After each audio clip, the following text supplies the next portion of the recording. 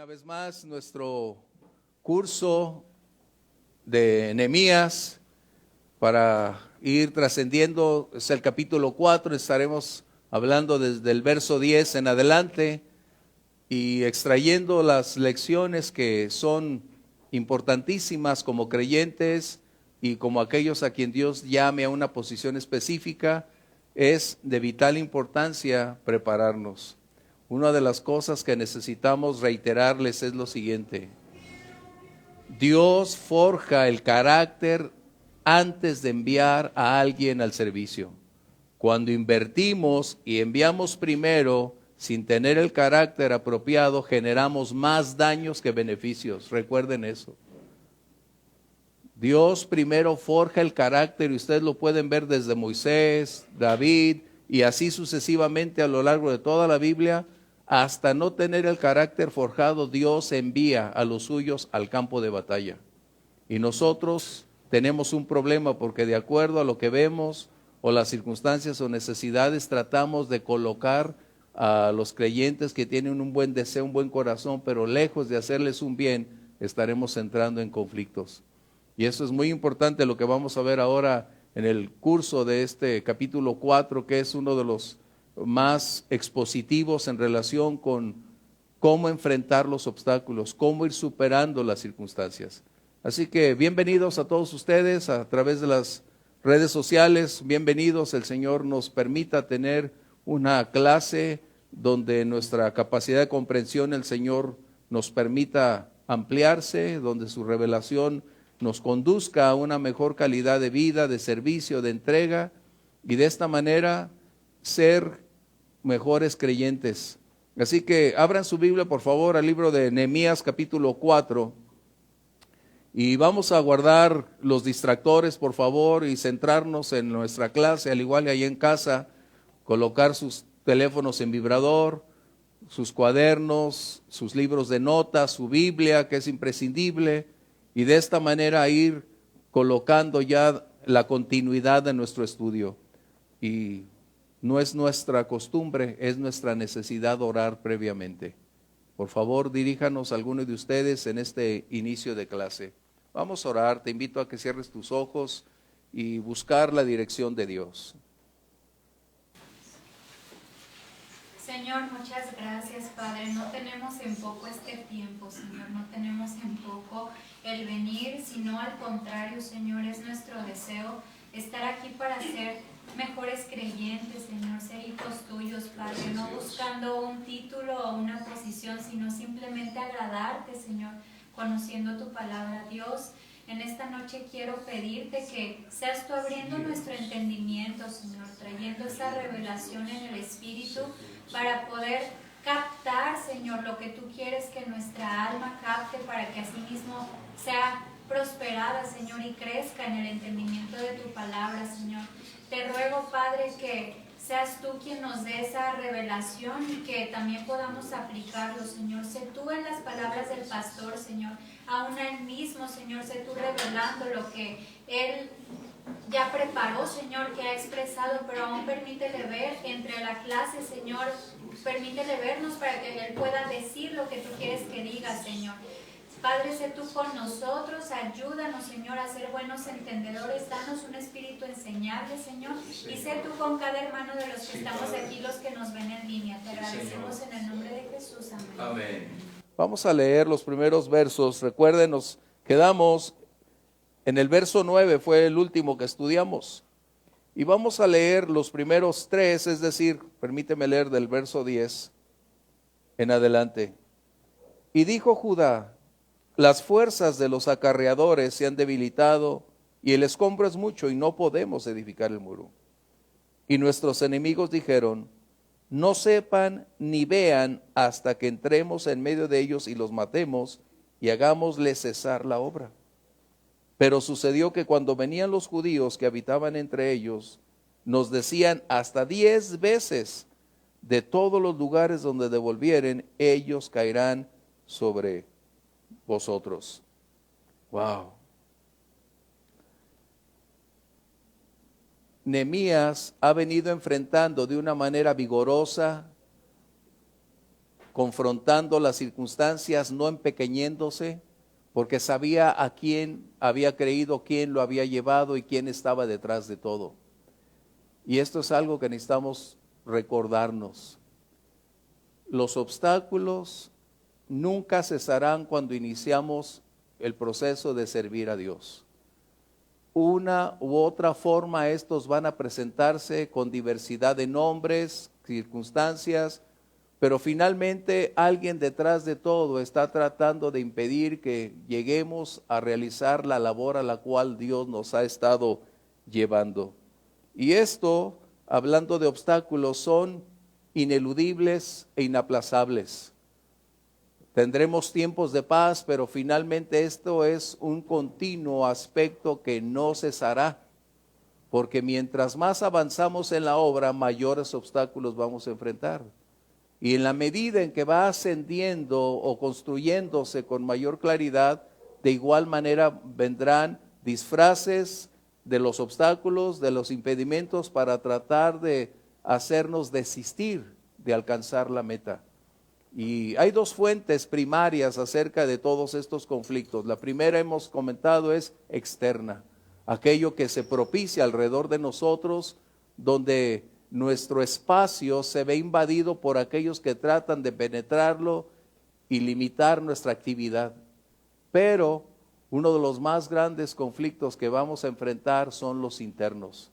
Internos, desde donde nos desenvolvemos hasta dentro de nosotros mismos, surge esa problemática que tendremos. Por eso el apóstol Pablo advertía a Timoteo: cuídate de ti mismo, porque el primer y más grande adversario que un creyente tiene no es Satanás, no son las fuerzas externas, somos nosotros mismos. Y eso es algo que debemos estar en vigilancia. Por eso en la clase anterior estábamos hablando de cómo respondemos a la crítica, porque lo que hay dentro de nosotros se va a exponer. Y solo falta un tiempo, un momento, una persona, una palabra para que brote dentro de nosotros lo que todavía está gobernando nuestra voluntad, nuestra vida, nuestra mente, nuestro sentir. Y aun cuando tengamos la claridad de decir es que debo hacerlo, esto simplemente está colocando una postura defensiva, cuando en realidad necesitamos ir desligándonos de esas condiciones para propiciar que el carácter de Cristo se forje a través de las condiciones que vivimos. Por eso dice que el hombre o el ser humano se forja con otro ser humano, es decir, en el contexto que vivimos. Por eso mencioné que Dios nunca va a llevar a nadie hasta no haber forjado el carácter para lo cual lo quiere preparar en su contexto. Y eso debemos recordarlo. Podemos tener capacidades, talentos, llamado, dones, pero si el carácter no ha sido forjado, vamos a generar más estragos que beneficios. Eso es algo que necesitamos colocar y reiterar, porque es una de las lecciones que vamos a encontrar aquí. Así que Nehemías entonces realiza una labor excelente en la defensa de su llamado, y lo hace con valor, determinación, con un alto grado de responsabilidad, pero con un compromiso, con una pasión profunda, porque él decidió caminar, servir al Señor, y esta era su pasión, su llamado, era la meta de su vida, cumplir el propósito para el cual Dios lo había ubicado en esa condición. Y de esta manera entonces nos damos cuenta que uno de los grandes recursos de toda iglesia, de todo creyente o de todo ministro es la oración. Todos los que hemos visto desde Esdras hasta el momento actual nos damos cuenta que priorizaron la oración, no la menospreciaron, no la subestimaron, no la dejaron para después.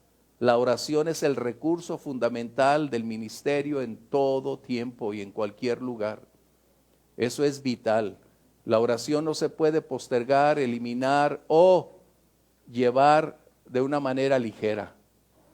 Esto nos ha venido revelando Esdras, Nehemías, y en el contexto general de lo que conocemos como creyentes nos damos cuenta que la oración es parte fundamental, imprescindible, y a la vez es uno de esos recursos que Dios nos ha legado para hacer posible que el cielo intervenga a nuestro favor.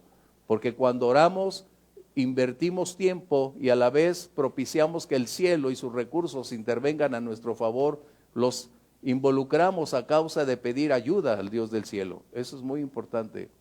De esta manera vemos a Nehemías cómo era capaz de moverse en medio de la oposición. Recordemos, Dios no evitó la oposición. Dios no evitó las circunstancias adversas. Dios no lo eximió de enfrentar los conflictos. Dios no lo relevó de entrar en arenas profundas. Vinieron fuertes vientos, vinieron momentos críticos, pero hay algo que debemos saber. Cuando Dios te ha llamado, Dios te va a sustentar en esos tiempos de tormenta. El llamado no estará exento de adversidades, siempre estarán implícitos. Esa es la manera como podemos crecer, como podemos madurar. Esa es la manera como Dios forjará el carácter con mayor firmeza para ir disipando aquellas áreas de nuestra vida que aún todavía no se rinden, pero nos permitirá entonces ir hacia adelante. Esto nos lleva entonces, ¿qué está sucediendo? En el verso 9 habíamos visto cómo es que llegaban ya a una etapa constructiva. Habían superado momentos enormes. Pero en el verso 10 nos damos cuenta que la oposición se levanta de una manera conjunta. Recordemos que hablamos de la oposición. ¿Cómo inicia? Con algo sutil, con uno, después se enfrenta dos, tres, y después posteriormente la medida se va incrementando. Pero ¿qué sucedió? La fe del pasado, al ser fortalecida, nos permite entonces ir adquiriendo fortaleza para enfrentar con mayor capacidad lo que va a venir adelante. Y esto a Nehemías, recordemos, Nehemías no era improvisado. No tenía la voluntad de decir, bueno, hoy sí, mañana no. Pues Dios me llamó y ¿qué creen? Pues siempre no. No podemos tener esa actitud. Nehemías había tenido tiempo de planeación, de preparación, de estrategias. De esta manera, al llevarlas delante de Dios, el Señor avalaba esos planes para prosperarlos, porque la obra siempre va a depender primero del llamado, la oración, pero tú también necesitas establecer parámetros donde vas a girar. No puedes hacer algo improvisado. Sería ir en contra de lo establecido por Dios. Tenemos que preparar lo que necesitamos acorde al lugar, al tiempo y al momento donde Dios nos está llamando. Así que entonces nos damos cuenta en el verso 10, lo voy a leer. Y dijo Judá: las fuerzas de los acarreadores se han debilitado y el escombro es mucho y no podemos edificar el muro. Se había estado esparciendo un rumor de que vendría un enorme conflicto para quienes estaban trabajando en la obra, donde amenazas y posibles eventos críticos estarían confrontándose en la medida en que ellos persistieran en hacer la obra. Las amenazas se habían ido o estado incrementando de palabras ahora a amenazas y se habían generado grandes conflictos. Esto propició un aspecto muy difícil, pero que finalmente es algo que nosotros enfrentamos tarde o temprano. Y esto que sucede en el verso 10 se llama desánimo. Desánimo.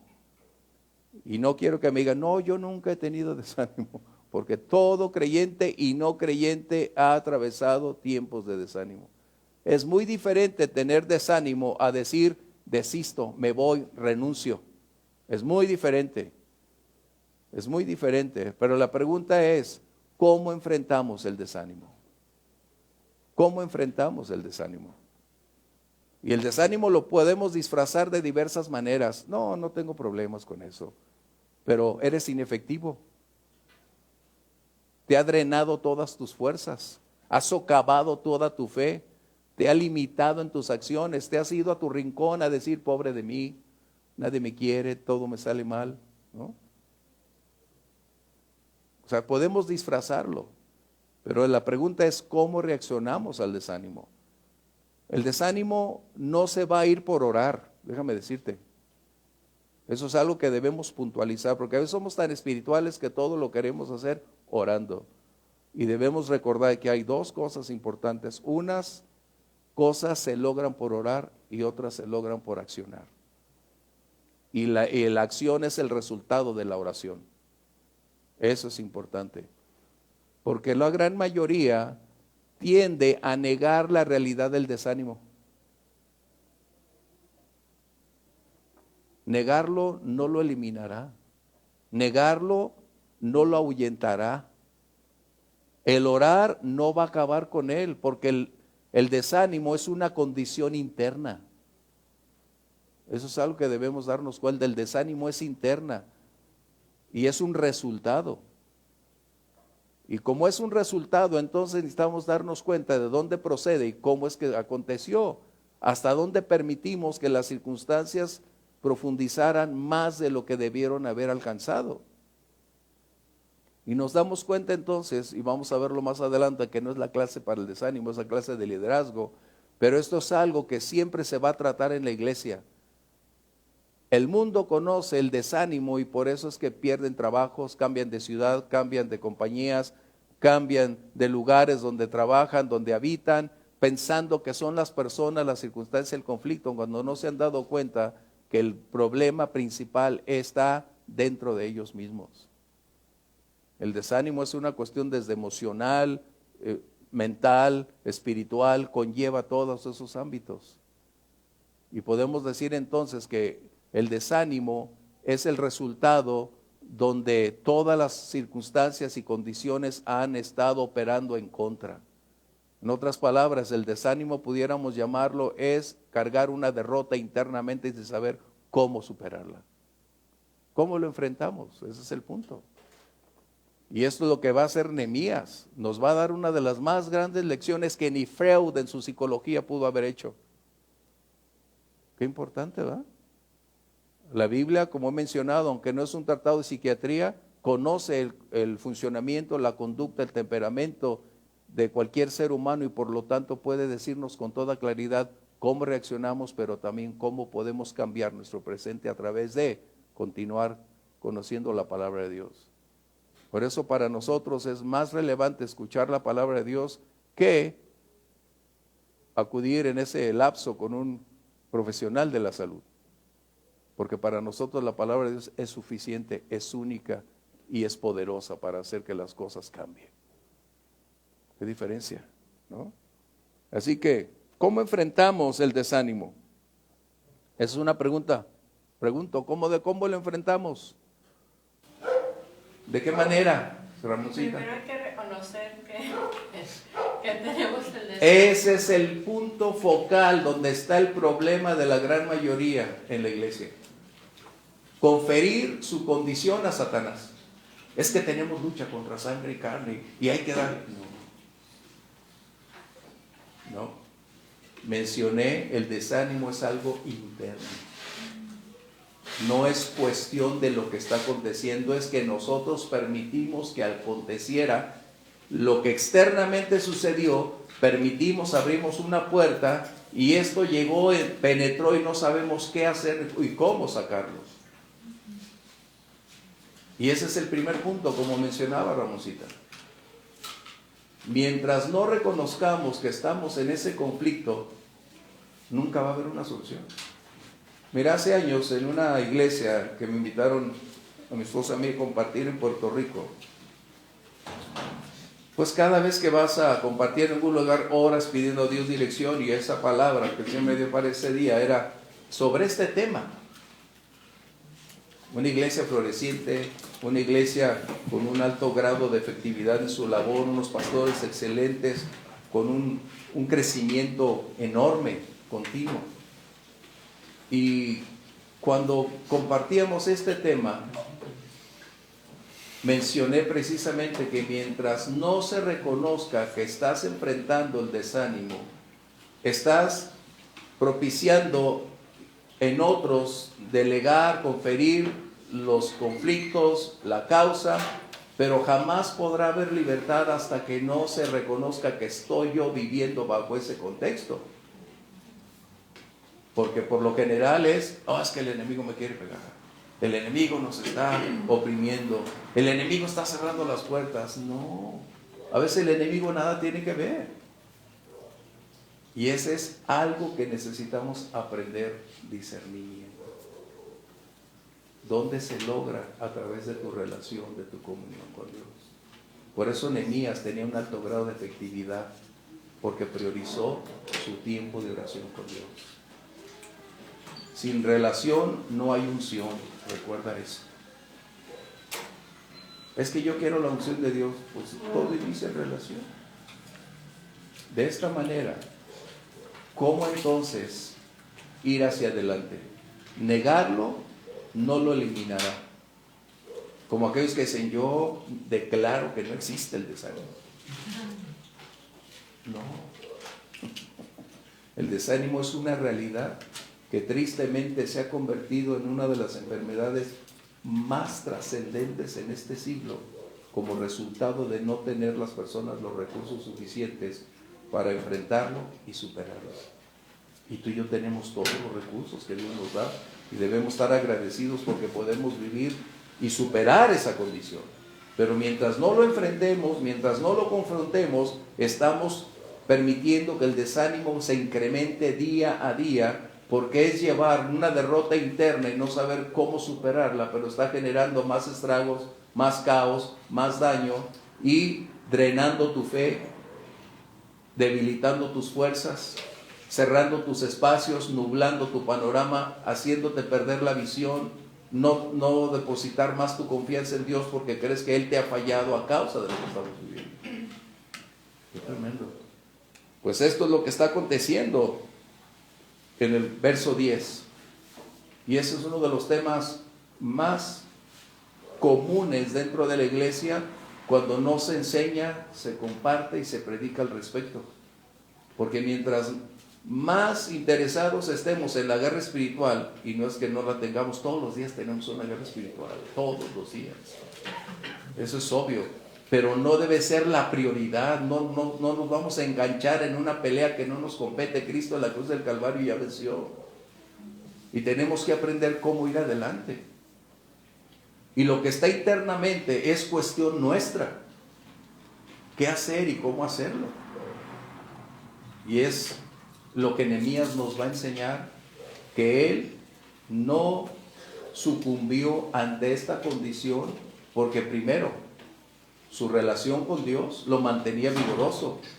Él no compartió el desánimo con su pueblo porque él estaba seguro que Dios lo había llamado. Él estaba seguro a qué Dios lo había enviado y el por qué Dios lo había llamado a hacer la obra. Sí, el carácter de Nehemías y el ser como era también resultado de que hablaba, dependía, caminaba con Dios. Entonces, así de sencillo, como dice Ramoncita, lo difícil es llevarlo a la práctica. Pero esa es la razón, es fundamental lo que estás diciendo, Ramoncita. Debemos darnos cuenta, nuestra carrera cristiana no es de velocidad, no es de apariencia, no es así de hacernos un cuerpo muy vigoroso.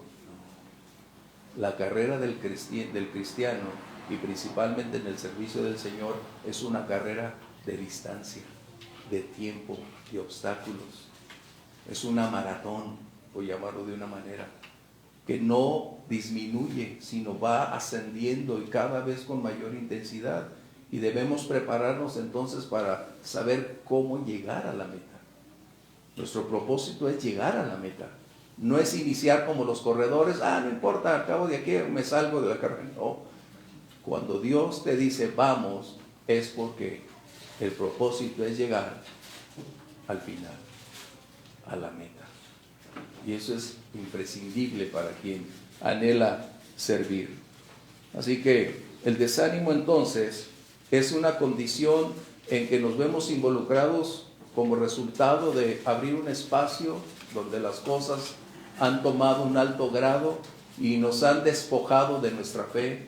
Estamos perdiendo la vertical espiritual, estamos más acongojados, estamos arrinconados, estamos pensando que nada ni nadie nos va a superar, a sacar de ahí, cuando en realidad es algo que necesitamos aprender que eso nos puede pasar, pero que no es la derrota total.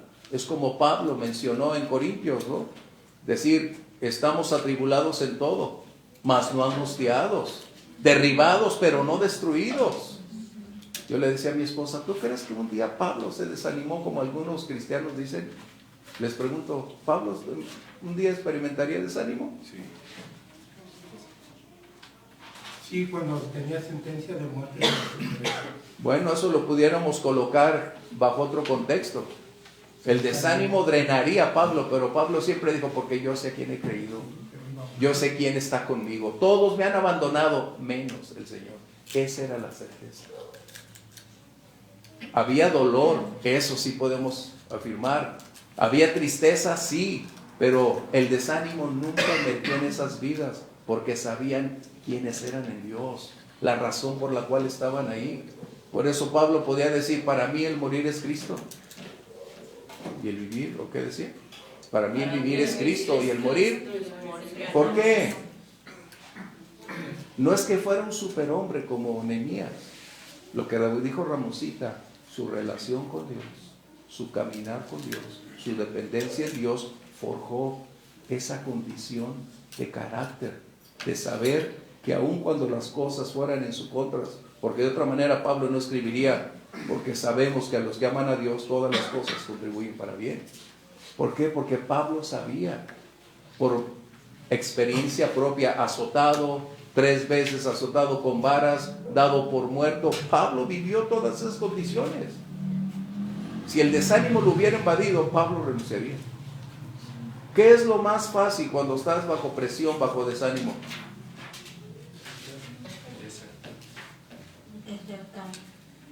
Salir, correr, huir. Pero Pablo dijo, ¿ustedes por qué están llorando en el libro de los Hechos? Estoy dispuesto a eso y más. He venido para dar mi vida. El Señor ya le había dicho desde el principio de su llamado con Ananías. Hechos 9. Porque Él va a aprender lo que es padecer por mí. Anticipadamente, Pablo sabía lo que iba a enfrentar. Qué tremendo, sí. El sábado, de hecho, en la reunión de mujeres, yo estaba tomando nota en ese versículo donde dice atribulados, mas no angustiados. Y es que la primera descripción son solo de hechos. Y lo segundo, cuando dice más no angustiados, son sentimientos. Por ejemplo, dice atribulados, pues es un hecho, pero angustiados es un sentimiento. Y ahí dice que es una emoción. Dice en apuros, pues es un hecho, pero no desesperados es emoción. Y así de cada uno, perseguidos, no desamparados, derribados, no destruidos. Entonces ahí está hablando del efecto emocional que generan esas condiciones. Pero somos responsables de las emociones. Las circunstancias no las podemos negar, pero el impacto que generan es nuestra responsabilidad. Eso es lo que necesitamos darnos cuenta. Él está hablando de hechos y de condiciones que están generándose internamente en nosotros. Por eso mencioné al inicio que tenemos 2 obstáculos tremendos, los externos y los internos. No solamente dentro de la congregación donde nos envolvemos, sino internamente. Y eso es algo que necesitamos ir superando.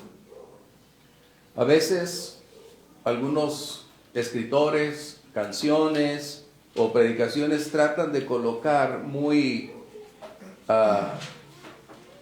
enfáticamente a Pablo, Jeremías, algunos para hacernos sentir igual. Es como Elías. Elías no se desanimó, Elías tuvo temor. Él huyó. El desánimo hubiera dicho, no quiero ser más profeta, Señor. El Señor le dijo, come porque te espera largo camino. Elías tuvo temor de Jezabel cuando lo estaba persiguiendo. Pero eso es algo que necesitamos darnos cuenta. El desánimo sí acontece. David lo vivió. El rey David lo vivió. Él dijo, ¿de qué me sirve guardarme? Mejor me voy a otra ciudad. Él sí tuvo el desánimo. Muy marcado David. Pero algunos hombres y mujeres de la Biblia experimentaron dolor, quebranto, lágrimas, pero no el desánimo. Y eso es algo que tenemos que diferenciar. El desánimo es una cuestión interna, emocional, mental, espiritual, que está drenándonos, que nos está convenciéndonos de que no hemos logrado ni jamás llegaremos a la meta, y por lo tanto, ¿para qué continuar? Es mejor renunciar y decir, aquí se rompió una taza y cada quien para su casa. Eso es algo muy importante. Pero ¿qué sucede? El verso 10 nos da uno de los parámetros muy tremendos. Verso 10 dice, ahí nos vamos a quedar unos momentos. Y dijo Judá,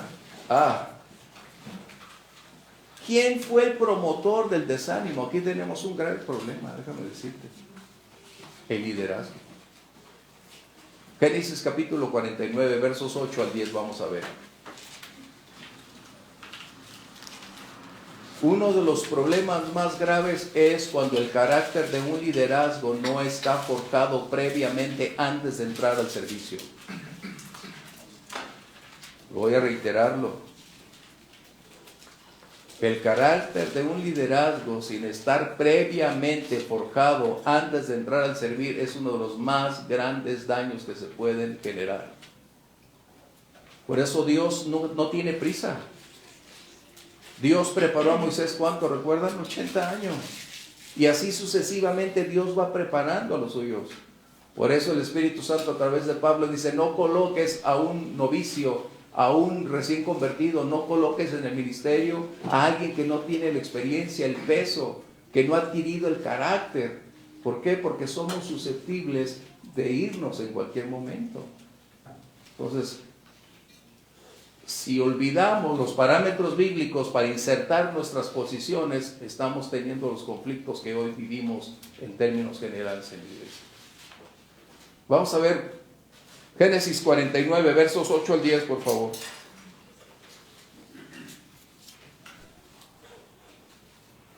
Judá, te alabarán tus hermanos, tu mano en la cerviz de tus enemigos, los hijos de tus padres se inclinarán a ti. Cachorro de león, Judá, de la presa subiste, hijo mío. Se encorvó, se echó como león, así como león viejo. ¿Quién lo despertará?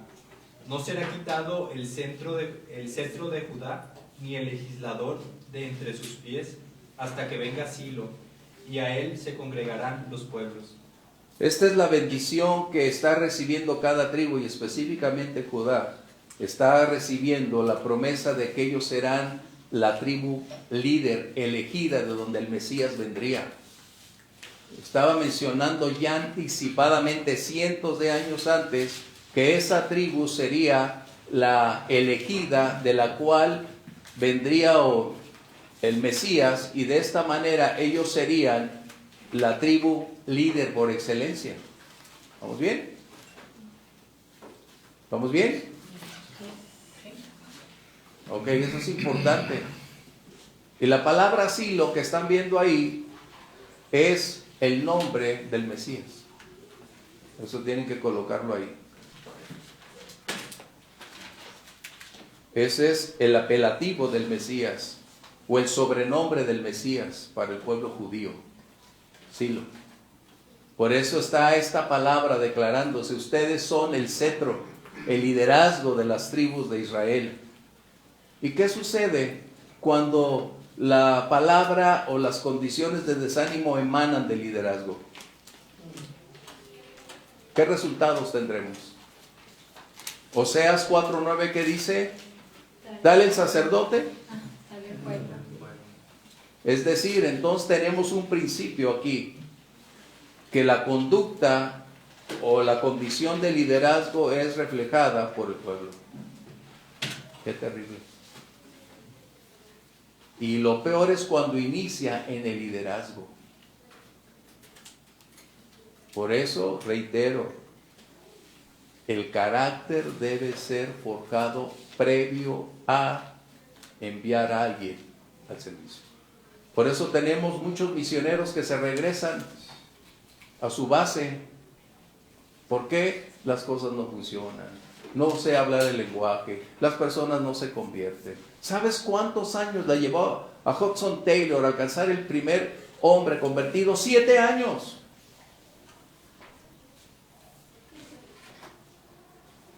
Es que vivimos en una sociedad a una velocidad increíble que pretendemos que así debe ser nuestra vida. El carácter no se forja en el internet, con la velocidad de internet. El carácter se forja golpe a golpe, paso a paso, día tras día. Condición, adversidad, alegrías, triunfos, victorias, enfermedad, crisis, estrechez. Así es como se forja. Esa es la gran diferencia. Por eso, un principio: no colocar a nadie sin antes tener un carácter probado. Sí, hermano. Y dijo Judá: las fuerzas de los saqueadores se han debilitado y el escombro es mucho, y no podemos edificar el muro. Esa es una verdad.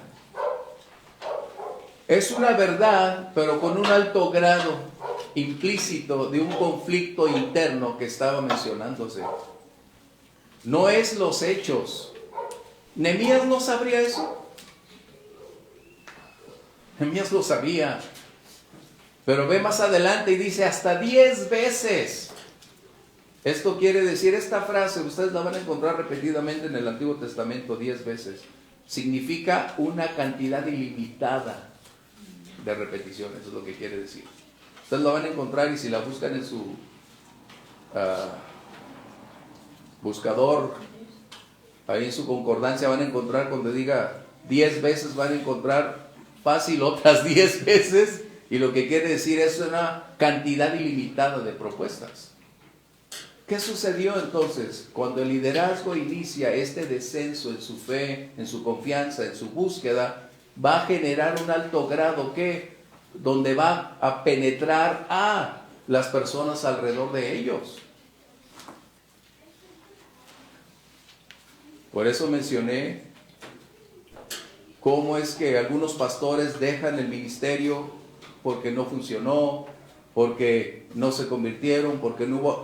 hay una gran cantidad de aspectos que van a incidir, pero ese es un arma que el enemigo va a utilizar continuamente para tratar de impedir que la obra de Dios llegue a su conclusión. Debemos estar alertas, porque siempre citamos, la Biblia dice en Efesios, porque no tenemos lucha contra carne y sangre, pero también en otra, Pablo dice, porque no ignoramos sus maquinaciones, y ese es el peor problema, que ignoramos sus maquinaciones. No sabemos lo demás, pero ignoramos cómo es que el enemigo realiza sus acciones. Y el desánimo es una de sus armas preferidas. ¿Por qué? Porque conoce el comportamiento humano y sabe exactamente dónde colocar un punto de carga donde no se pueda revertir humanamente, aunque Dios lo puede cambiar. Pero cuando se coloca esa condición, ¿qué sucede? Es una situación que se amplía su espectro de alcance para tocar y colocar sobre otras personas la misma condición. ¿Sí, Ramosita? Sí es cierto que se cansaban y que había esto, pero uno de los puntos que tenía Nehemías dentro de su visión era un hombre emprendedor, perseverante, pues que, como dije ya antes, dependía de la oración. Era bueno para organizar y motivar, claro que los motivó. Los guió a despertar espiritualmente. Esa es la labor fundamental del liderazgo, pero cuando está invertido el punto, es lo opuesto. Y tomaba mucha calma en medio de la oposición.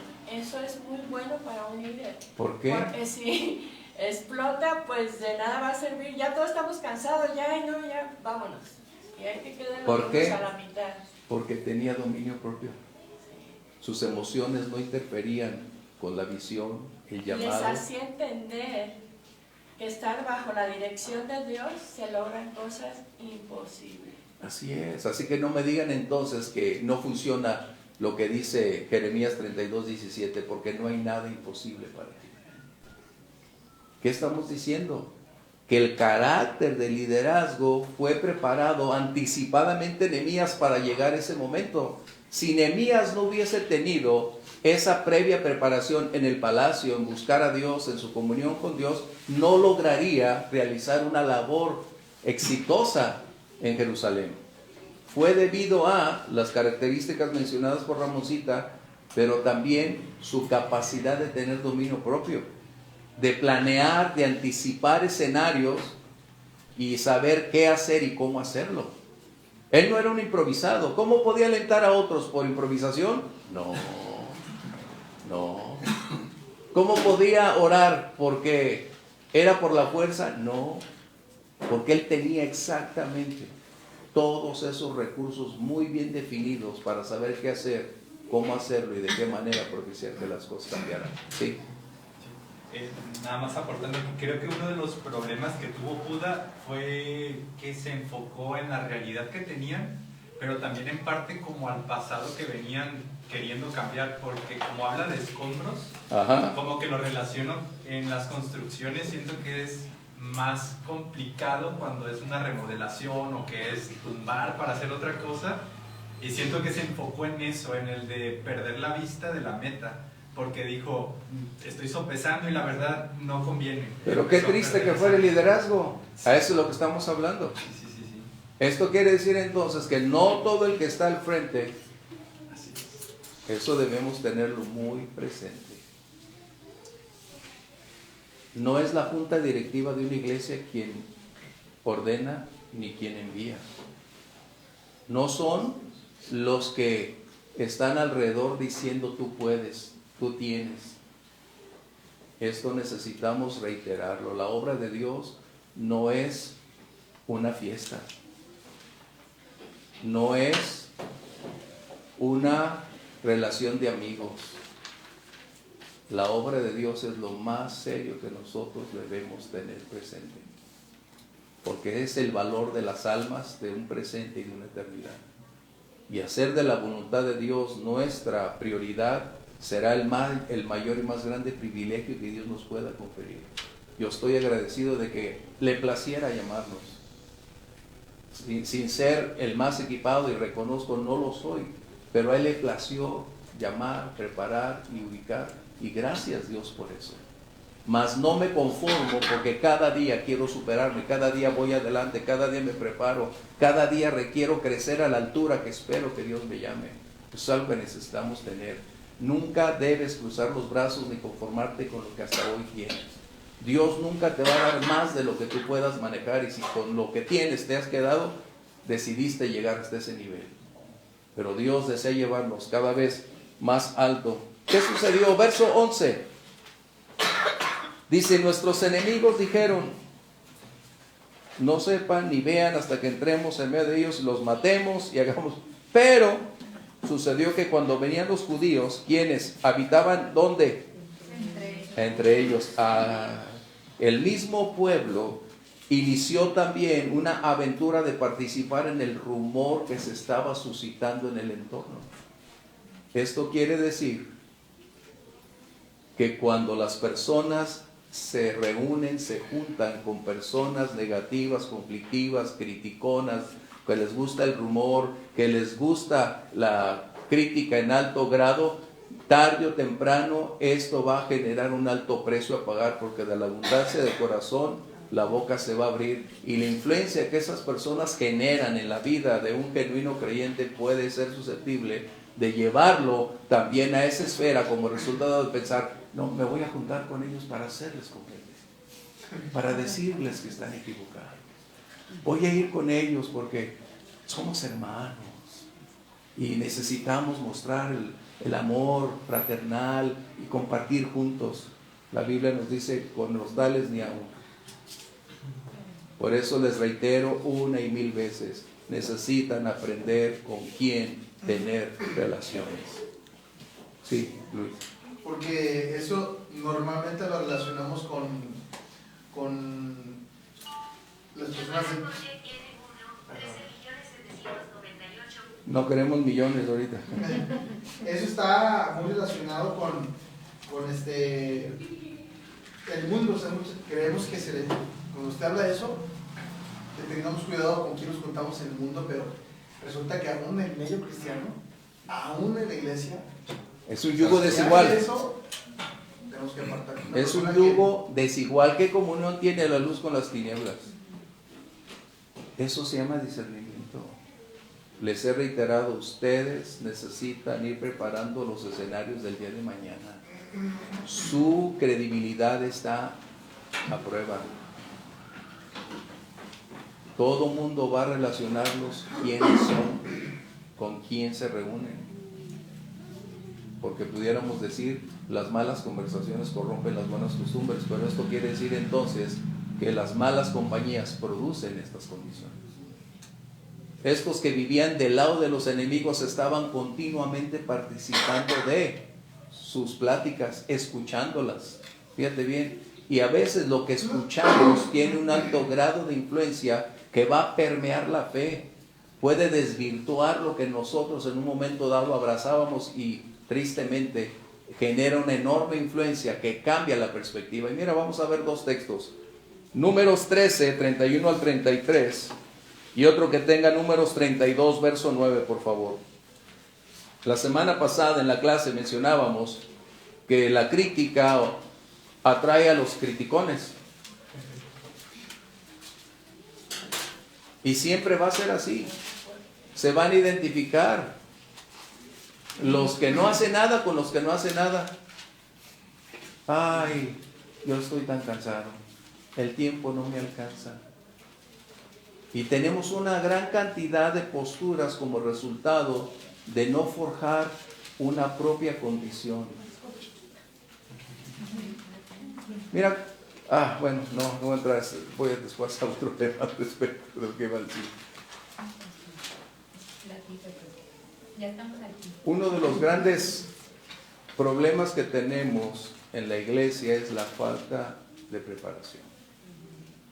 Y no estoy hablando de que leas la Biblia, de un estudio sistemático, de ir cambiando las posturas que a veces escuchamos, recibimos, que no son las correctas, que dieron lo mejor que tenían, pero no era lo apropiado. Y tenemos que ir depurando, como los deberé. A ver, Pablo, tú nos estás hablando, verifiquemos escrituralmente si es correcto lo que estás diciendo. ¡Qué tremendo! O sea, necesitamos ir superando nuestro tiempo, nuestro momento, porque nuestra fe nunca va a alcanzar más estatura si la palabra de Dios no tiene ese impacto en nosotros. Por eso el Espíritu Santo declaró que la fe viene por oír al pastor, por oír a los cantantes, por oír a los seminarios. ¿Qué dice? La palabra, cuando se expone la palabra en cualquier lugar de una manera sana, contundente, expositiva, eso que estamos recibiendo nos va a propiciar esa confianza, esa fe, esa certeza, y nos va a mantener firmes, fieles a pesar de las tormentas, a pesar de lo que estamos viviendo. ¿Por qué? Porque Dios lo dijo y Dios es fiel a sus promesas. Vamos a escuchar este relato de Números 13, 31 al 33, cuando fueron enviados a reconocer la tierra, y nos damos cuenta entonces cómo es que la influencia de los buenos tiene poca, más la de los malos tiene un alto grado de impacto. Vamos a escucharlo. Mas los varones que subieron con él dijeron: no podremos subir contra aquel pueblo, porque es más fuerte que nosotros. Y hablaron mal entre los hijos de Israel de la tierra que habían reconocido, diciendo: la tierra por donde pasamos para reconocerla es tierra que traga a sus moradores, y todo el pueblo que vimos en medio de ella son hombres de grande estatura. También vimos allí gigantes, hijos de Anac, raza de los gigantes, y éramos nosotros, a nuestro parecer, como langostas, y así les parecíamos a ellos. ¿Qué sucedió después de ese reporte? El pueblo prácticamente en su totalidad se rebeló porque dieron lugar a la crítica, cuando en realidad debieron haber colocado su corazón, sus pensamientos en la promesa de Dios que les había dado, que esa tierra les pertenecía. Habían traído ya evidencias palpables de todo el fruto, de cómo era aquella tierra. Mas escuchar a quienes de una manera influyen opuestamente a la verdad, ¿qué propicia? Que las personas actúen de esa manera y se mantienen justo ahí, haciendo lo opuesto. En otras palabras, cuando no tenemos el discernimiento para saber cuándo es algo objetivo y cuando es una crítica, tenemos problemas. Eso quiere decir que no debemos reunirnos con personas problemáticas. Bueno, pero es importante. Incluso apartarnos. A veces se da situaciones en las que estamos ahí, a lo mejor alguien empieza a lanzar críticas, no participar, vámonos. Porque es muy común que se dé, pues. Entonces no participar y mejor apartarse. Eso es algo que tenemos que decidir. A veces es que por educación. Hace unos años, un pastor nos habló a mi esposa y a mí, necesito que los invito a una conferencia que va a estar aquí, una gran predicadora. Y decidimos ir por él. Llegamos y estaba llenísima, y una iglesia enorme, llenísima. Y le digo a mi esposa, "Ay, estos vienen por el morbo. Te tienes que darte cuenta, ser honesto. No es todo espiritual. Ay, es que viene a alabarse. No, estaba una señora que se llamaba Rebecca Brown, de las peores mujeres que podemos encontrar hablando bíblicamente. Cuando nos dice quién era, yo dije, por eso no quería venir. Algo me decía que no, pero por la amistad, el respeto, estuvimos ahí. Pero cuando la señora empieza a hablar y unas contradicciones bíblicas, le digo a mi esposa, vámonos, nos paramos y todos, ¿qué se? Sí, esta señora está del otro lado. No tienes por qué estar ahí, ni por qué ser tan educado y quedarte. No estás en la casa de una persona como para decir, bueno, no, ella estaba hablando cosas terribles. Y le digo, vámonos. Y los que están ahí se van a parar, pero que me importa lo que diga. Esta señora está del otro lado y nada que ver con la palabra de Dios. Así que no nos debe unir el qué dirán. O, ay, ¿qué va a pensar de mí que soy maleducado? Mira, tú puedes pensar lo que quieras, pero mi responsabilidad es no escuchar lo que tú estás diciendo. Mi postura fue decirle, y delante de ella, estábamos ahí cerca, delante de ella fue decirle, estás del otro lado, Señor. Nada que ver. Así que debemos aprender.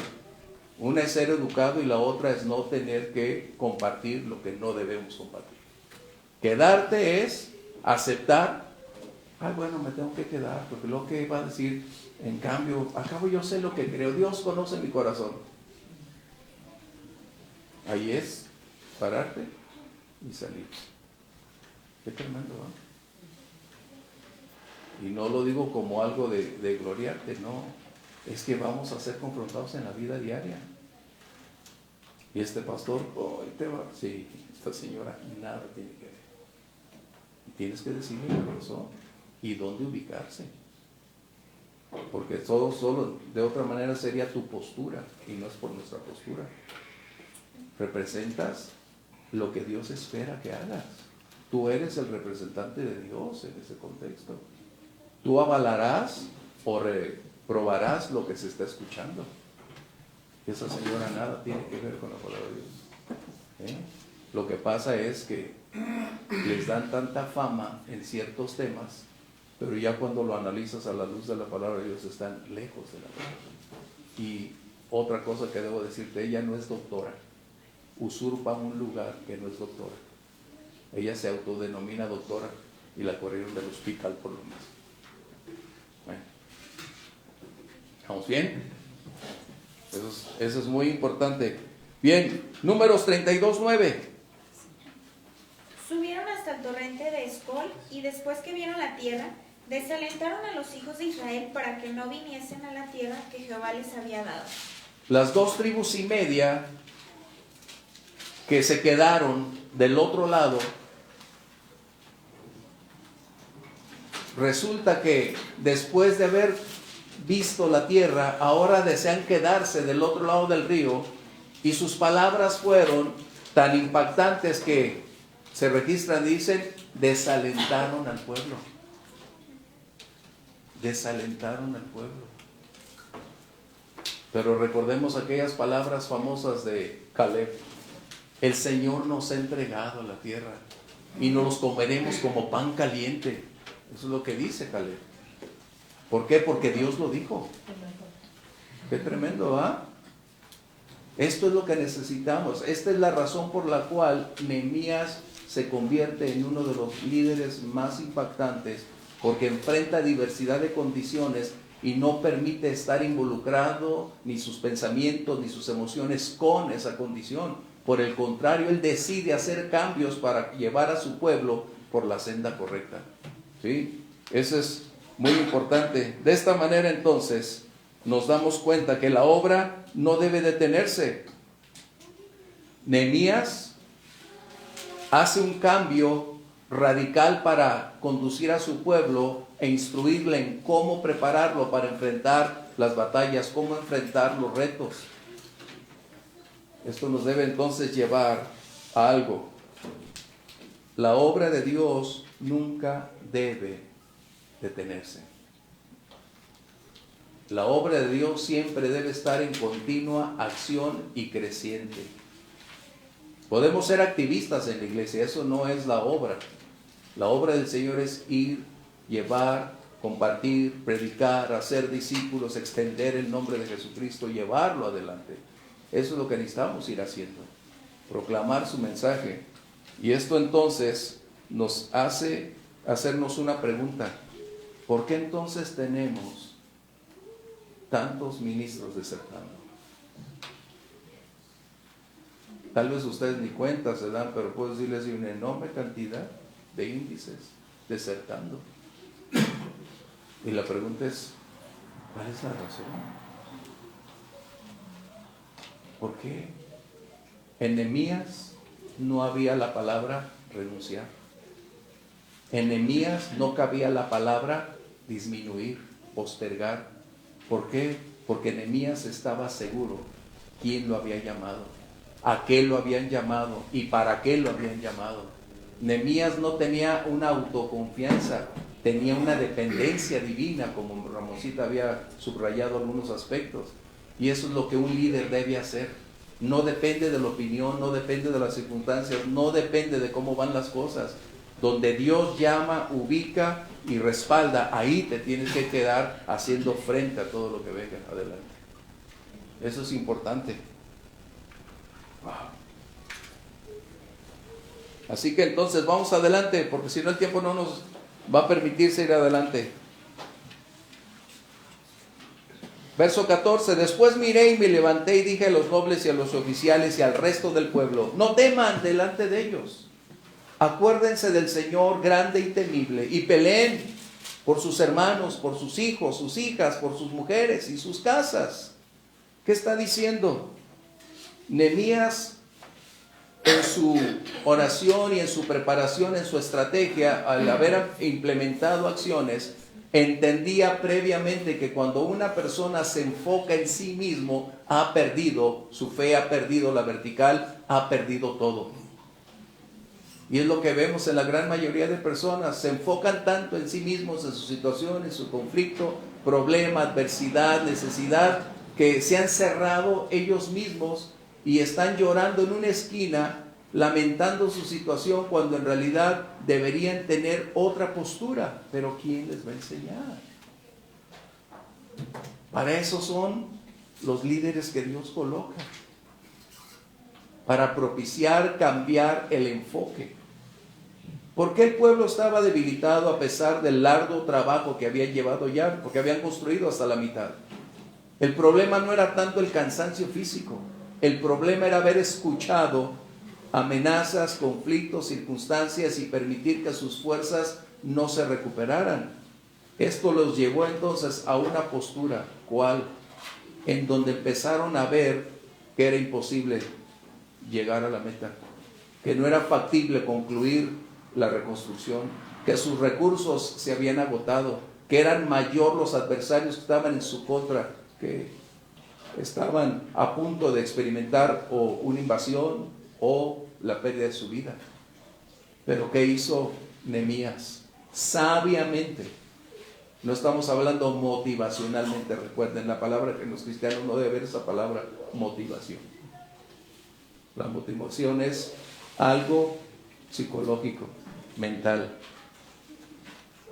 ¿Qué hizo Nehemías? Los ubicó para que dejaran de mirar hacia adentro, hacia sí mismos, y enfocarse en aquel que todo lo puede, en aquel que es poderoso. Verso 14, ¿qué dice? Aquí lo tenemos. No teman, acuérdense del Señor grande y temible. Esto estaba sucediendo, que el haber sido drenados, vaciados de toda su fuerza, habían perdido la visión, habían perdido el interés, y ahora estaban tan débiles que pensaban, ¿quién nos va a librar? Pobre de mí. Pero Nehemías les dice, hey, la obra que ustedes están haciendo es demasiado importante. Ustedes no están solos en medio de toda esta guerra. Hay quien está al lado de nosotros. Recuerden quién es Dios. Volteen a ver a Dios. ¿Qué hizo Dios? Volteen a ver sus promesas. Crean que Dios está con nosotros. Qué tremendo. Eso es lo que estaba alentando al pueblo. La clase anterior mencioné que un líder, cuando la oposición está arrasando, un líder alienta, un líder consuela, un líder lleva adelante a las personas. Hablando en este contexto, porque lo dicen, ay, nos exhortó. Claro, hay tiempo para exhortar, tiempo para amar, tiempo para edificar, hay todo el tiempo. Entonces tenemos que estar conscientes con él. Imagínate un líder todo amor, todo empalagoso. Y no digo por lo empalagoso, el problema es que no hay un balance. El balance es la justicia, la equidad. Porque amor sin justicia se convierte en un extremo crítico. Todo es permisible. O si lo vemos opuestamente, cuando es toda imposición, solo justicia, solo rectitud, genera dolor, genera fisuras, distanciamiento. Pero el amor y la justicia van de la mano. Por eso todo trato con Dios tiene que ver con su justicia y con su amor. Eso es importante. Bien, Hebreos 11:27. Mientras nosotros no aprendamos a ver nuestras situaciones a través de los ojos del Señor, estamos más vulnerables, porque tenemos un tesoro a nuestro alcance y no hemos logrado descifrarlo. No nos podemos jactar en ninguna manera, ni tampoco decir, ay, qué bueno que me va mal. No, no es cierto. Hay momentos en que las cosas superan nuestras fuerzas. Hay circunstancias muy desgastantes. Hay circunstancias en que nos desvelan, nos quitan el sueño. O sea, tenemos que entender que hay condiciones que laceran lo profundo, hechos y el resultado emocional que generan. No lo podemos negar. Pero si aprendemos cómo evitar mayor estrago y propiciar un cambio radical, nos vamos a dar cuenta que tenemos que cambiar el enfoque de lo que estamos enfrentando. 11:27, por favor. Por la fe dejó a Egipto, no temiendo la ira del rey, porque se sostuvo como viendo al invisible. Ese es el secreto. No se llama irresponsabilidad el dejar de ver las cosas, porque aunque dejemos de verlas, sigue la situación. Lo que está enseñando es que nuestros ojos, nuestra atención no debe centrarse exclusivamente en el contexto que estamos viviendo, sino que debemos mirar a aquel que ha hecho posible que lleguemos hasta ese momento y que puede hacer posible enfrentar y superar lo que estamos viviendo. Es ahí donde debemos colocarnos, porque entonces estamos viendo a aquel que tiene todas las posibilidades a su alcance, porque nada es difícil para él. Él puede hacer posible lo imposible. Lo que nosotros no podemos cambiar, Dios lo puede cambiar. Así que debemos aprender a enfocar nuestros ojos no en los problemas, sino depositarlos en el Señor. Y tenemos otro ejemplo muy marcado: cuando dejamos de ver a Dios y colocamos nuestros ojos en las circunstancias, nos vamos a hundir. Vamos a hablar el libro de Mateo 14:30. Y estamos hablando de el gran Pedro, el famoso Pedro. que a veces somos muy duros con Él, pero en realidad yo creo que nosotros haríamos eso y más lo que hizo Pedro. El Señor Jesús nos había enviado del otro lado y se suscita una tormenta. El Señor había estado orando a solas en el monte y vio a sus discípulos cansados y en medio de esa adversidad, y decide el Señor hacer algo inusual: caminar sobre el mar. Cuando lo ven, todos dicen: wow, ¿quién es? Increíble que sus propios discípulos dijeran: es un fantasma. Es increíble. Ellos todavía tenían otra perspectiva, ¿no? Que a veces tenemos los duendes, las ánimas, y nos vamos con un montón de aspectos. Pero cuando se acerca, Jesús les dice: no teman, soy yo. Reconocieron su voz. Y Pedro dice: Señor, si eres tú, ordena que camine sobre el agua. Y desciende Pedro y empieza a caminar sobre el agua. Qué experiencia tan sobrenatural, diríamos. Cómo caminar sobre la inestabilidad, porque la gravedad cambia radicalmente este contexto. Pero la palabra de Jesús hace posible lo imposible. Y cuando empieza a caminar, Pedro dice: eres tú, Señor. Pero vamos a ver el siguiente verso que mencioné, el verso 30. Pero al ver el fuerte viento, tuvo miedo, y comenzando a hundirse, dio voces diciendo: Señor, sálvame. Al momento, Jesús, extendiendo la mano, asió de él y le dijo: hombre de poca fe, ¿por qué dudaste? ¿Dónde estuvo el problema? ¿Dónde estuvo el problema de Pedro si ya estaba caminando sobre el agua? Uno es el temor, pero hay otro aspecto fundamental también. Puso su vista en la realidad. Cuando desvió sus ojos del Señor. Ese es el punto focal. Eso es lo que Nehemías conocía, este secreto. Y es lo que necesitamos aprender. Nehemías entendía por revelación de Dios que mientras nuestros ojos están centrados en la problemática de la vida diaria, nuestra fe no va a crecer, no se va a desarrollar, no vamos a alcanzar paz, no tendremos libertad. Y está enseñando entonces que cuando cambiemos nuestro enfoque, cuando aprendamos a mirar las cosas a través de los ojos de Dios y mantengamos nuestros ojos en el Señor, tendremos estabilidad. Las cosas probablemente no cambien externamente aún, pero el Señor quiere darnos tranquilidad, paz, estabilidad para continuar la carrera. Qué lección tan grande. Y digo, a veces somos tan duros con Pedro porque, ay Pedro, yo tal vez hubiera hecho cosas peores. Nosotros tenemos ya 2000 años de historia, la Biblia completada. En ellos se estaba escribiendo la Biblia. En ellos se estaba escribiendo. Pero Ramoncita mencionó algo muy importante. La relación de Nehemías con el Señor fue esto, el resultado.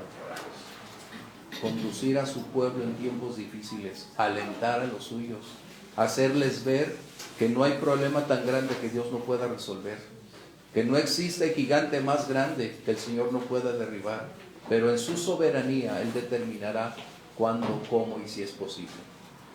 A nosotros nos compete hacer nuestro clamor, nuestra oración, y la responsabilidad que Dios tiene es determinar si lo hace o no lo hace, porque Él es soberano. Ahorita que leíamos la cita de Hebreos, pastor, recordaba, empecé a hacer memoria de la vida de Moisés, y creo que es un claro ejemplo de cuando uno está en Dios y cuando no está en Dios, porque la primera vez que deja Egipto es por temor también, por temor lo que le fuera a pasar, pero la segunda vez que deja Egipto es por el propósito que Dios le dio, y ya no hay un temor para Faraón, sino el propósito moviéndose allí. El primer punto de salida fue porque él se autonombró, porque el carácter no lo tenía forjado. Eran sus fuerzas, su perspectiva, sus ideas. Dios lo había llamado, no lo podemos negar, pero no era el tiempo, ni los medios. ¿Por qué? Mató a un egipcio. Que eso quiere decir que no, el fin no justifica los medios para Dios, como muchos dicen hoy. En el verso 14 hay un punto muy importante que necesito esclarecer antes de que el tiempo se nos vaya. Nehemías está diciendo, Dios peleará por nosotros. Y esta es una doctrina crítica, hablando de negar la responsabilidad del creyente de enfrentar la batalla. Porque han tratado de desplazar al creyente, abstenerse de luchar, para decir, Dios lo hará y cruzarnos. Eso se llama irresponsabilidad. Dios va a pelear a nuestro lado siempre y cuando nosotros estemos dentro del campo de batalla. Sí, Grimaldo. Era acerca de Moisés. ¿Por qué salió de Egipto? Porque mató a un egipcio. Ese fue el motivo principal por el cual dejó Egipto. Exacto, gracias, Ya Grimaldo. en el transcurso de todo eso el Señor ya lo llamó. Eso es importante, recuerden, el fin no justifica los medios. El fruto da evidencia. No estaba listo Moisés para cumplir la misión. Tuvo que regresar 40 años más. ¿Se dan cuenta? Por eso mencioné al principio. Dios primero forja el carácter antes de enviar a alguien al campo de batalla. ¿Qué sucedió la segunda vez? Enfrentó a Faraón, cara a cara.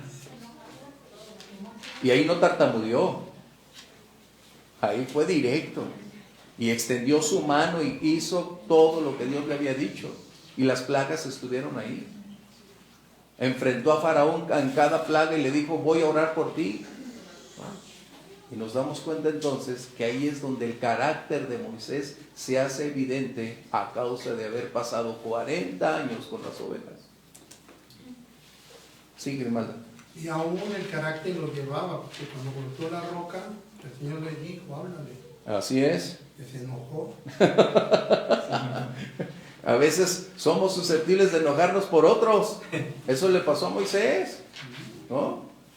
Él era el hombre más manso, dice la Biblia. Pero el entorno, aguantar 40 años a un pueblo rebelde, con una quejabanza todos los días a todo lo que da. Pobre Moisés. Solo Dios lo pudo llevar a Moisés. Por eso era el hombre más manso, humilde. ¿Por qué? Por el carácter que Dios había preparado. Es lo que estoy diciendo. Dios va a preparar el carácter de acuerdo al lugar, a las condiciones que vamos a enfrentar. Por eso a veces digo, hay hermanos que son duros de amar, no se dejan amar. Les gusta el látigo, les gusta la mala vida. Y digo, no puede ser, a mí Dios nunca me ha tratado así. Al contrario, son cuerdas de amor que Dios usa para con nosotros. Bien, vamos a concluir lo que nos lleva adelante. Híjole. Hay un comentario. Sí. Una pregunta. Adrián, ¿qué hubiera pasado si en la pandemia la iglesia en todo el mundo hubiera sido como Nehemías? Acabo de hacer un fake café sobre eso, espero mañana tengan la respuesta. Acabo de hacer ese fake café precisamente. ¿Qué es lo que nos dejó de enseñanzas? Eso. Y el incendio de California. Eso lo vamos a ver. Gracias por preguntar. Pero eso lo vamos a ver mañana. Ahora sí que el comercial. Un adelanto, Sí, y eso le estaba diciendo a mi esposa precisamente en la mañana temprano. Es cómo olvidar eventos tan trascendentes y dejarlos en el olvido cuando deberían ser muy contundentes las lecciones que debimos haber extraído de ahí. Así que mañana, para que lo puedan ver, por favor. ¿Sale? Bien, vamos a concluir. Esto quiere decir que la estrategia que coloca Nehemías de ir preparando en cada área una diversidad de condiciones, entre ellas armarlos. Y pero los cristianos, bueno, recuerden el entorno donde Nehemías estaba, requería. La oración y la planeación no están peleados. La prudencia no está peleada con la oración. Así que Nehemías hace una estrategia de preparar a su pueblo de una manera armada todos tenían una espada, todos trabajaban y tenían una arma, y diversificó los cambios de turno para que unos trabajaran y otros cantaban, pero todos, no sé, es el corito, ¿no? Pero al final, la estrategia planteada por Nehemías, que no se originó en ese momento, recordemos, él ya previamente había establecido todas estas cosas, funcionó de tal manera que cuando sus enemigos se dan cuenta, es porque ya ellos estaban trabajando, habían regresado a la obra, pero ahora tenían paz, tenían gozo, tenían la certeza y tenían armas a su alrededor. Esto quiere decir que un buen líder prepara a los suyos para enfrentar las batallas de la vida. No los va a eximir, los va a preparar con todos los recursos disponibles. ¿Cuáles son? La palabra de Dios. Ahí viene todo lo que necesitamos. Y necesitamos prepararnos porque no sabemos el día ni la hora. Ellos no sabían cuándo el enemigo se levantaría, pero estaban seguros que Dios estaba con ellos. Eso fue lo que cambió su condición. ¿Sí? Y vamos a concluir 1 Corintios 15:58. El verso 23 es una de las grandes lecciones para todo cristiano. Dice: ni yo ni mis hermanos, está diciendo Nehemías, es para todo cristiano, ni yo ni mis hermanos, ni mis jóvenes, ni la gente de guardia que me seguía, nos quitamos nuestro vestido. Cada uno se desnudaba solamente para bañarse. Qué impactante lección de Nehemías. Él se pudo haber ido a su casa a disfrutar ricamente, ya tenía cubierto todas las cosas, ya podía disfrutar la noche, no. Esa es una condición de un genuino liderazgo, que permanece junto a los suyos en la obra, se involucra con ellos y alienta a continuar haciendo la obra. Eso es importante. Nehemías se ensució las manos. Nehemías trabajó con ellos. Nehemías no dirigió solo la obra, él estuvo inmerso en la obra. Y eso es importante. Jesús nos enseñó, el Señor Jesús nos enseñó el liderazgo del servicio. Y no hay mejor palabra que cuando se hace una acción por servir. Y ese es un tema que no podemos tocar ahorita, ni tampoco el de la trompeta, pero necesitamos hablar de comunicación, del sistema que implantó, el tiempo nos ganó, pero podemos decir entonces, verso 58, ¿alguien lo tiene para concluirlo? Así que, hermanos míos amados, estad firmes y constantes, creciendo en la obra del Señor siempre, sabiendo que vuestro trabajo en el Señor no es en vano. Sabiendo que lo que hacemos para servir al Señor no es en vano. Pero dice, estad firmes. Son las condicionantes, los requerimientos. Sí. Hace rato hablábamos acerca de Pablo, y en el libro de Hechos, en el capítulo 21, cuando Agabo dice en el verso 11, quien viniendo a vernos tomó el cinto de Pablo y atándose los pies y las manos dijo, esto dice el Espíritu Santo, así atarán los judíos en Jerusalén al varón de quien es este cinto y le entregarán en manos de los gentiles. Al oír esto, le rogamos nosotros y los de aquel lugar que no subiese a Jerusalén. Entonces Pablo respondió, ¿qué hacen llorando y quebrantándome el corazón? Porque yo estoy dispuesto no solo a ser atado, mas aún a morir en Jerusalén por el nombre del Señor Jesús. Y como no le pudimos persuadir, resistimos diciendo, hágase la voluntad del Señor. Pablo, como líder, sabía y conocía su llamado. Como líderes, tenemos que estar seguros que es lo que Dios demanda de nosotros. Porque aún los hermanos les dolía la situación de Pablo y aún le dijeron esto. Pero Pablo ya sabía. Desde un principio Dios le dijo, porque yo te voy a hacer saber lo que es padecer. Entonces, Pablo, pues sí, dice, ¿qué hacen? No me quebranten el corazón. O sea, no.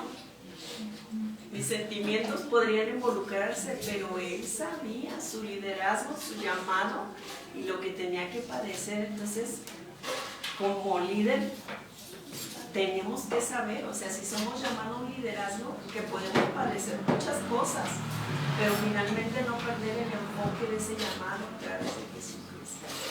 Gracias, Dios. Vamos a concluir nuestra reunión agradecido con Dios por todos sus comentarios, sus aportaciones, al igual que ustedes estar aquí. Algunos de ustedes, por favor, diríjanos en oración. Vamos orando. Mi Dios, te damos gracias, Sí, Señor. porque nuevamente, mi Dios, aprendemos de ti, mi Dios, lo que ya tenías preparado, mi Dios, para este día, para todos los que íbamos a estar aquí escuchando.